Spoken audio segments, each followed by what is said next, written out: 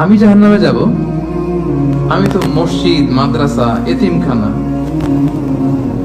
বৃদ্ধাশ্রম এমন কিছু নাই যে বাকি রাখছি। শত শত মসজিদ আমি করেছি, আমি কেন জাহান্নামে যাব? আল্লাহ বলবে, না, তুমি দান করেছিলে এই জন্য যে লোকজন তোমার দানশীল বলবে, দানবীর বলবে, হাতেম তাই বলবে। ওটা তো তোমাকে বলা হয়েছে জাহান্নামে যাও, আমার কাছে কি চাও? Go to the hell fire.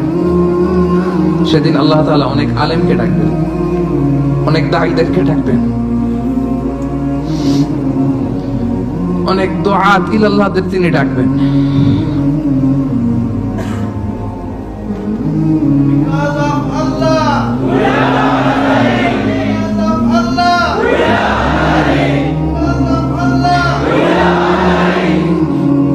সেদিন অনেক দুআত ইলাল্লাহদেরকে ডেকে আল্লাহ বলবেন যে তুমিও জাহান্নামে যাও। সে বলবে, আল্লাহ কেন? আমি মানুষকে কোরআন শিখিয়েছি, আমি